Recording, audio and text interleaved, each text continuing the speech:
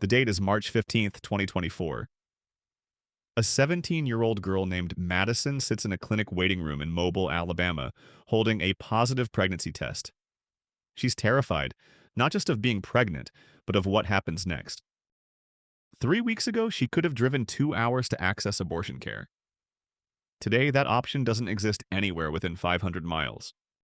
She's scrolling through her phone, reading about women who've been prosecuted for miscarriages, doctors who've fled the state, and maternal mortality rates that have skyrocketed. Her grandmother sitting beside her whispers that this is God's will, that the church community will support them. But Madison knows something her grandmother doesn't quite want to acknowledge. The church congregation has shrunk by half in the last 5 years. The pastor quietly moved to Texas last month. And the crisis pregnancy center they were told to visit has no actual medical staff and offers nothing but pamphlets and prayers. This is the collision point where ideology meets reality, where generations of cultural and religious infrastructure face their reckoning. What we're witnessing isn't just a political shift or a demographic change. It's the real-time collapse of an entire social system that has defined the American South for over a century. The Southern faith system, that intricate web of evangelical churches, social hierarchies, community structures, and political alignment, isn't just fraying at the edges, it's experiencing systemic failure. And the consequences are being measured in lives, in economies, in communities torn apart, and in a generation that's walking away and not looking back. Let me take you back to understand how we got here. In 1976, Jimmy Carter, a born-again Southern Baptist from Georgia, won the presidency with overwhelming support from white evangelical Christians. That same year, evangelical leaders were relatively quiet about abortion. The Southern Baptist Convention had actually passed resolutions in 1971 and 1974 supporting limited abortion rights. But something changed. Political operatives like Paul Weyrich realized that racial segregation, their initial rallying cry to mobilize religious conservatives after the IRS threatened to remove tax-exempt status from segregated Christian schools, wasn't going to be a winning message publicly. They needed something else. They found it in abortion. By 1979, Jerry Falwell had founded the Moral Majority, and the fusion of evangelical Christianity with right-wing politics was complete. This wasn't just about faith anymore, it was about power, about creating a voting bloc so reliable that it could dictate elections, policy, and culture. For decades, it worked brilliantly. The South became the Republican stronghold, the Bible Belt became a political fortress, and the church was the center of not just spiritual life, but social life, business networking, political organizing, and community identity. Fast forward to 2024, the numbers tell a story that church leaders don't want to acknowledge. According to Pew Research data, the percentage of Americans who identify as white evangelical Protestant has dropped from 23% in 2006 to just 14% in 2024. But these national numbers actually understate what's happening in the South because they average in growth in other regions. In the South specifically, the decline is even steeper among young people. 67% of adults under 30 in southern states now say they either never attend religious services or do so only a few times a year. That's not a trend, that's a collapse. The Southern Baptist Convention, the largest Protestant denomination in the United States, and the backbone of Southern religious culture, has lost over 3 million members since 2006. In 2023 alone, they lost another 409,000 members, their 16th consecutive year of decline. Baptisms, the key metric for new believers and future members, hit their lowest number since 1919. Let that sink in. Not since World War I has the Southern Baptist Convention baptized so few people. And 1919 had a U.S. population of 104 million compared to 335 million today. But numbers only tell part of the story. The real collapse is happening in the lived experience of communities across the South. Drive through rural Georgia, Alabama, Mississippi, or Louisiana, and you'll see it everywhere. Church buildings for sale, congregations that once had 300 members now struggling to fill 50 seats, denominations merging churches just to keep the lights on, and pastor positions that go unfilled for months or years because no one wants the job anymore. Reverend Mike Davis, who I spoke with on condition I change his name, has been a Baptist pastor in rural Tennessee for 31 years. He told me something that still haunts me. I buried more people than I baptized this year, he said. And the people I buried, their children didn't come to the funeral. Their grandchildren didn't come. They'd already left not just the church, but the whole area. They're in Nashville, Atlanta, Charlotte, or out of the South entirely. And when I do see young people, they look at me like I'm a relic from another era, like I'm defending something indefensible. What's indefensible? The Southern faith system didn't just preach salvation and community. It became intertwined with defending segregation, opposing civil rights, justifying poverty, denying climate change, stigmatizing LGBTQ individuals, subordinating women, and, most recently, imposing increasingly extreme restrictions on reproductive health care.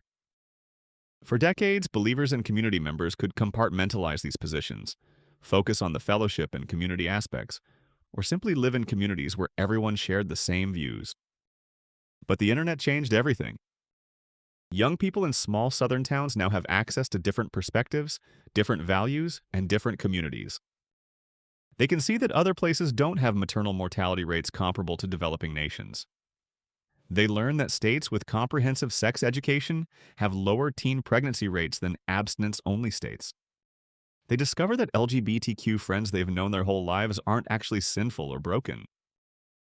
They watch as their pastors who preached about moral leadership enthusiastically support politicians who embody the opposite of every value they were taught. The cognitive dissonance becomes unbearable and they leave.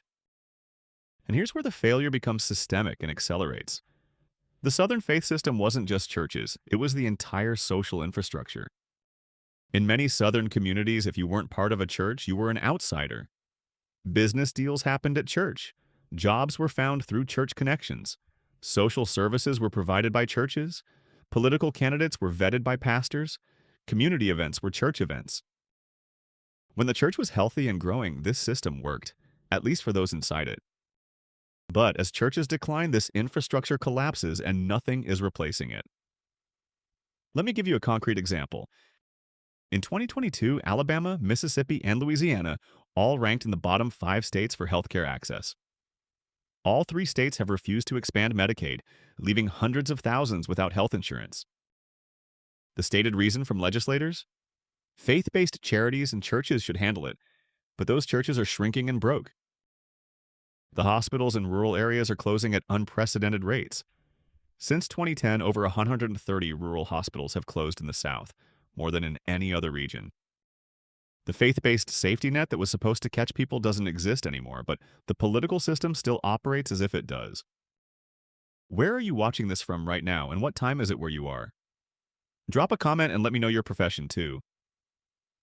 I'm curious to understand who's connecting with this story and from what perspective.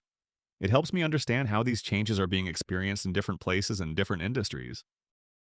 The reproductive healthcare crisis in the South is perhaps the clearest example of this system failure. After the Dobbs decision overturned Roe v. Wade in 2022, 13 states, 11 of them in the South, implemented near-total abortion bans. These weren't just restrictions. These were comprehensive bans with limited or no exceptions for rape, incest, or even the life of the mother in practical terms. The faith system celebrated this as a victory, the culmination of 50 years of activism. But then reality hit. In Texas, maternal mortality rose by 56% from 2019 to 2022, compared to an 11% increase nationwide. Women with life-threatening pregnancies were being turned away from emergency rooms because doctors feared prosecution. Amanda Zarowski, a Texas woman, nearly died from sepsis after doctors refused to terminate her pregnancy, even though the fetus had no chance of survival and her life was in danger. She was one of dozens of women in similar situations. In Tennessee, the maternal mortality rate for Black women is now 63 deaths per 100,000 live births, comparable to rates in developing nations and triple the national average. The doctors started leaving. OB-GYNs who had practiced in these states for decades closed their practices and moved to states where they could practice medicine without fear of prosecution. Entire counties in Alabama, Mississippi, and Arkansas now have 0 OB-GYNs. 0. Women in these areas must drive hours for basic prenatal care, and if complications arise, they may not survive the drive to a hospital with adequate facilities. The faith system's response? Largely silence, denial, or doubling down. Some churches started pregnancy centers, but investigations found these centers provided no actual medical care, often gave medically inaccurate information, and existed primarily to prevent women from accessing abortion. When women like Madison, the teenager we started with, go to these centers seeking help, they find pamphlets, prayer, and pressure, but no actual resources for prenatal care, no financial assistance beyond donated baby clothes, and no support system that extends beyond the first few months. The young people see this. They see women dying. They see doctors fleeing. They see their friends terrified, and they see the churches that raised them celebrating these laws even as the consequences mount. So they leave. They leave the churches, they leave the faith, and increasingly they leave the South altogether. Let's talk about the economic dimension because this ties everything together. For years, Southern states competed for jobs and economic development by offering low taxes, limited regulations, and right-to-work laws that weakened unions. The pitch was, move your business here, labor is cheap, taxes are low, and people share conservative values. It worked for manufacturing and some service industries. But the modern economy runs on educated workers, and educated workers are mobile and have choices. Companies like Amazon, Google, Microsoft, and countless smaller tech and professional service firms need educated workers. Those workers increasingly refuse to move to states where their rights are restricted, where healthcare is inadequate, where education is underfunded, and where the social atmosphere is suffocating.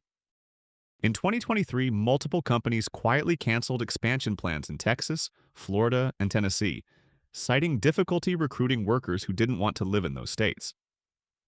This isn't publicized much because companies don't want to alienate political leaders, but recruiters will tell you it's a massive problem. The brain drain is real and accelerating. Between 2020 and 2023, Louisiana lost a net 88,000 residents, West Virginia lost 43,000, and Mississippi lost 37,000. These aren't just any residents, these are disproportionately young, educated people.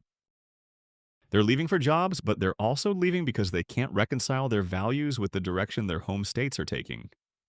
And the faith system, which once would have been a reason to stay connected to family and community, is now often a reason to leave. Here's where it gets really interesting and really troubling for the future of the South. Tax revenue follows people, especially educated, high-earning people. As they leave, state budgets tighten, services get cut, schools get worse, infrastructure crumbles. This makes the states even less attractive to educated workers and businesses, creating a vicious cycle. The states double down on the very policies driving people away, insisting that the problem is they're not conservative enough, not faith-based enough. It's like watching someone with a failing business decide the solution is to make their product worse. Meanwhile, the churches themselves are in financial crisis. Those denominations and megachurches that seemed so powerful and wealthy, much of that wealth was tied up in real estate, buildings that are now half-empty and expensive to maintain. Contributions are down because the congregation is smaller and older members, many on fixed incomes, can't increase giving enough to offset the loss of younger members. Some churches are selling properties, merging, or simply closing. In 2023 alone, over 4,500 Protestant churches in the United States closed permanently, with the South accounting for more than half. The pastors who remain face an impossible situation. Their older congregants demand they maintain hard-line conservative positions on social issues. But taking those positions drives away any potential younger members. Some pastors try to moderate, to focus on service and community rather than politics and culture war. But then they face rebellion from their congregation or denominational leadership. Reverend David Gushee, a prominent evangelical ethicist, was essentially pushed out of evangelical circles for supporting LGBTQ rights. He's far from alone. The political dimension is where this system failure becomes most visible nationally. For 40 years, white evangelicals in the South were the most reliable Republican voting bloc, turning out at 75 to 80% rates and voting Republican by 70 to 85% margins. This made them kingmakers in national politics. Politicians courted them, policy was shaped for them, and judges were nominated to satisfy them. But look at what's happening now. In the 2022 midterms, voters under 30 went Democratic by 28 percentage points nationally. But in southern states with abortion bans, that margin was over 35 points. In the 2023 Kentucky governor's race, Democrat Andy Beshear won re-election in a deep red state by focusing on the Republicans' extreme abortion ban and refusing to allow exceptions even for rape. He won by 5 points. In Virginia's 2023 state legislative elections, Democrats won full control, despite Republicans trying to run on a reasonable 15-week abortion limit. Voters rejected it. The Dobbs decision and the extreme laws that followed may have been the political victory the faith system wanted, but it's becoming their electoral catastrophe. Turns out that when you tell women they have fewer rights than their mothers and grandmothers, when you let women die from preventable complications, when you prosecute women for miscarriages, they get angry. And they vote.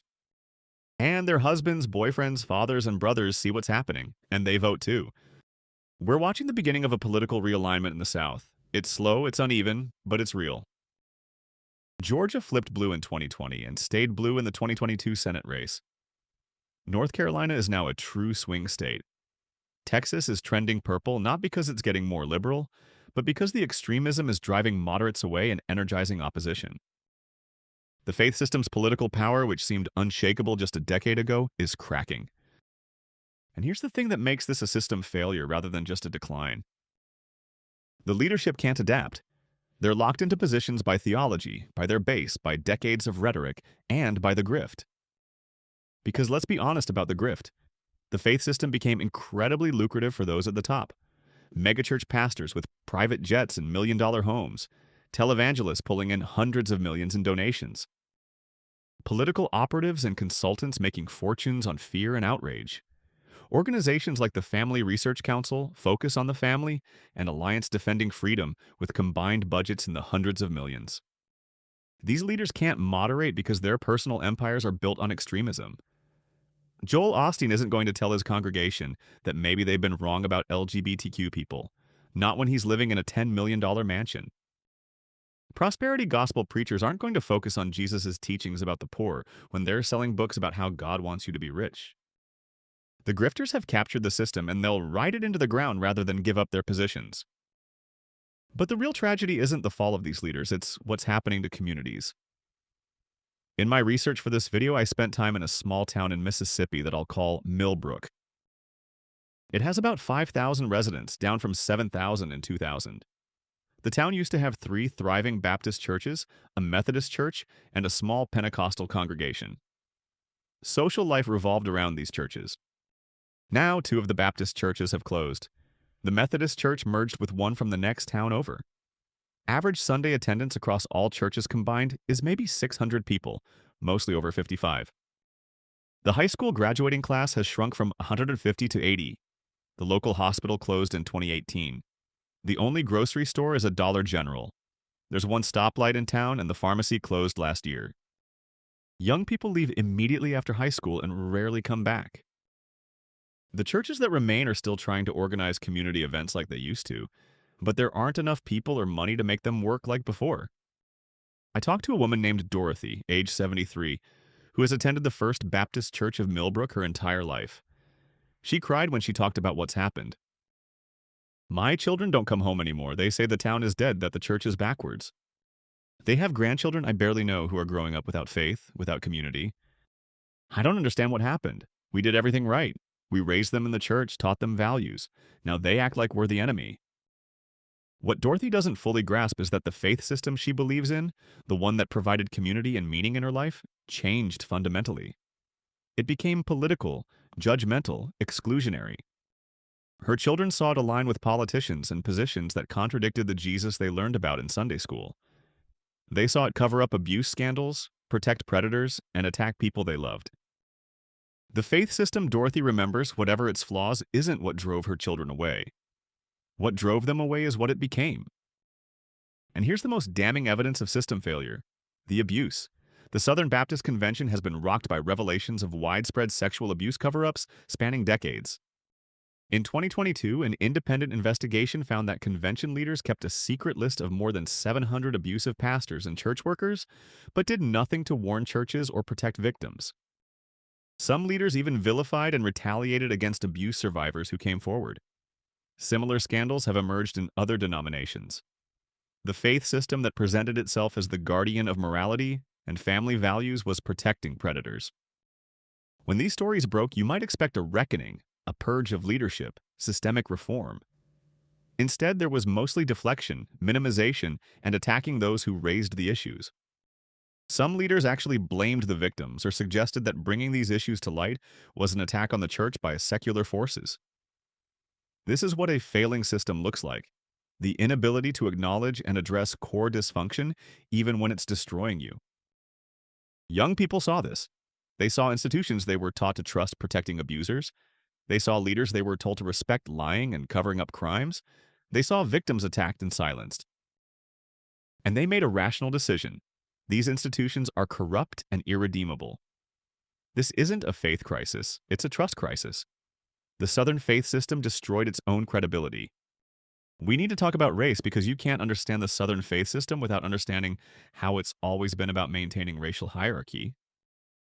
After the Civil War, white Southern churches were instrumental in promoting lost cause mythology, the idea that the Confederacy was noble and slavery wasn't that bad. During Reconstruction and Jim Crow, these churches provided theological justification for segregation. During the Civil Rights Movement, white Southern churches were largely silent or actively opposed to integration. The Southern Baptist Convention was literally founded in 1845 because Baptists in the South wanted to support slavery, and the National Baptist Organization wouldn't let them. That's not ancient history. The convention didn't formally apologize for its racist roots until 1995, and that apology was largely symbolic. The denomination remains overwhelmingly white, 91% as of 2024, despite being in one of the most diverse regions of the country. Black churches in the South have their own traditions and dynamics, often more focused on social justice and community support. But the white evangelical system we're discussing has always been about maintaining white power and privilege. As the South becomes more diverse, the contradiction becomes impossible to ignore. How do you maintain a system built on racial hierarchy in an increasingly multiracial society? You can't, so the system fails. Demographic change is accelerating this failure. The South is getting younger, more diverse, more educated, and more urban. All of these shifts work against the traditional faith system. Cities like Atlanta, Charlotte, Nashville, Austin, and Houston are booming with transplants from other regions who bring different values and expectations. Even within Southern families, generational differences are stark. Grandparents who never missed a Sunday service have grandchildren who've never attended church. Let's talk about what happens next because the collapse of the Southern faith system isn't just a Southern problem. This system has shaped national politics, culture, and policy for decades. Its failure creates a vacuum, and what fills that vacuum matters enormously. One possibility is that the system doubles down, becomes even more extreme, more authoritarian, more desperate to hold on to power. We're seeing signs of this. Efforts to ban books, control school curricula, criminalize dissent, restrict voting rights, and use state power to enforce religious values. Florida under Ron DeSantis is the clearest example, weaponizing state government to fight culture wars, punishing businesses that don't comply, and creating an atmosphere of fear and control. This approach might consolidate power in the short term, but it accelerates the exodus of everyone who can leave and makes the eventual collapse more catastrophic. Another possibility is fragmentation. Different parts of the South might go in different directions. Urban areas in some states might liberalize and build new systems based on pluralism and secular values.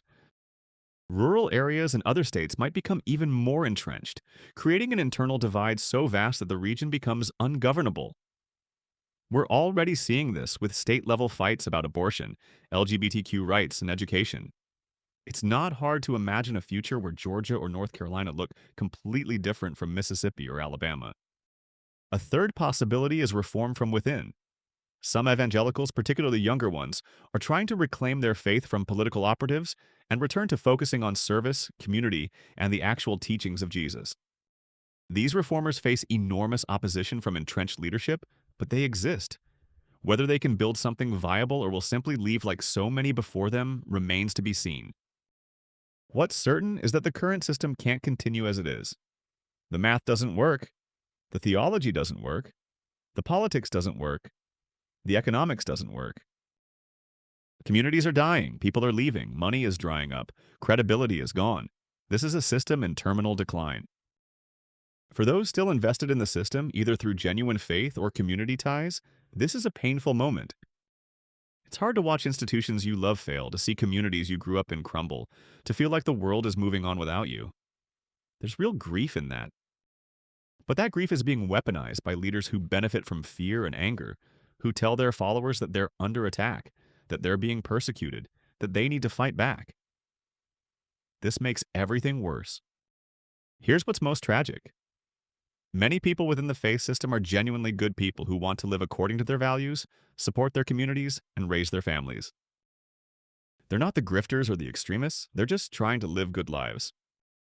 But they're trapped in a system that has betrayed them, led by people who see them as marks, not as congregants, locked into positions that are destroying their own communities, and unable to see a way out that doesn't mean abandoning their identity.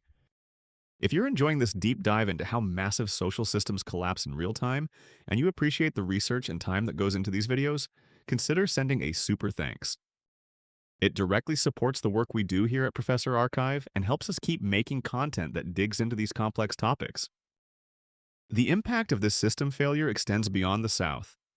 National politics has been shaped by Southern evangelical power for decades. Supreme Court justices were nominated to satisfy them. Policies on everything from education to healthcare to foreign affairs were influenced by their priorities. As their power wanes, all of this shifts. We're already seeing it. The Republican Party is fracturing, unsure how to proceed when its most reliable base is shrinking and driving away everyone else.